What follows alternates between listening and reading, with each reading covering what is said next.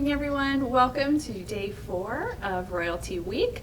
Today we're going to talk a little bit about making your own sword at home, different ways you could do that. This is the sword I made today. It's pretty cool. So all I did to make this sword, you probably have a lot of this stuff laying around home, is I put together 2 paper towel rolls like that, taped them together with some duct tape. Okay, you might be fancy and be able to get one inside the other. It's not my strong point. And then I used a piece of foam here to make the hilt. I kind of cut a hole out and put it in there so you could have a handle. You don't have to do that part. I think it kind of adds a little something to it though. And then I wrapped it in aluminum foil. And when you wrap in aluminum foil, you might want to have a little tape on hand to tape it down, because when you're wrapping, you know, it's not as good as wrapping food. You can't really crunch it. You have to tape it down so it doesn't come up. So there you go. There's a sword. All right. And today's story is called The Sunflower Sword.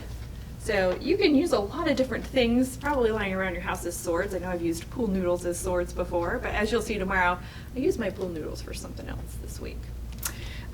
This little boy, his mom tells him to use a sunflower as a sword. Do you think a sunflower would be a good sword to use when fighting a dragon? Maybe. Sounds like an interesting thing. Let's find out as we read. It's called The Sunflower Sword by Mark Sparing. It's illustrated by Miriam Latimer.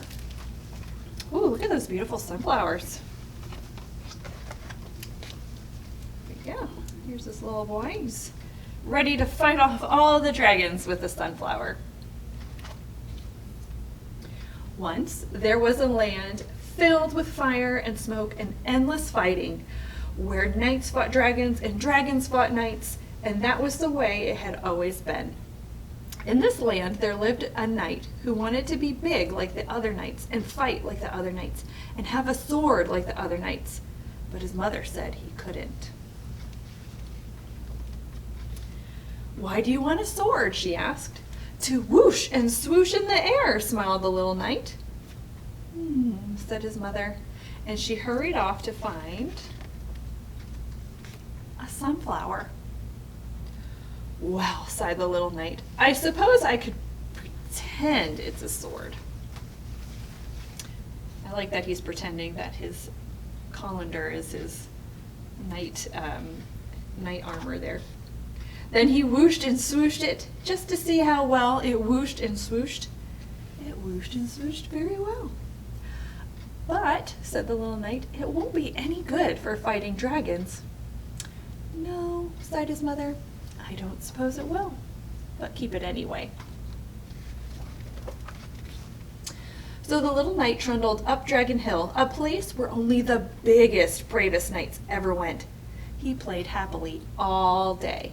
The sunflower sword swung this way and that and slew not 1, not 2, but 3 imaginary dragons. Suddenly the air crackled with heat, smoke billowed all around, and there stood something full of fire and flame in a fight to be fought. A real dragon. Oh no. The little knight had no choice. It was too late to run, so he whooshed and swooshed the sunflower sword. It cut through the air like a fine silver blade, but suddenly, as it swung near him, the dragon saw what it was and reached out to take it.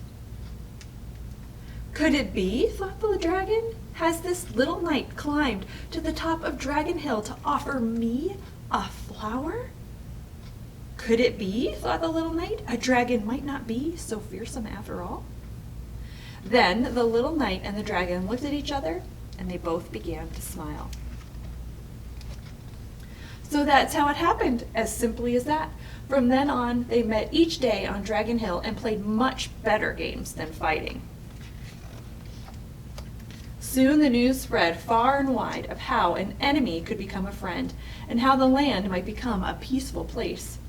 One by one the knights laid down their swords, climbed to the top of Dragon Hill, and waited, while the little knight's mother looked on and smiled. The end.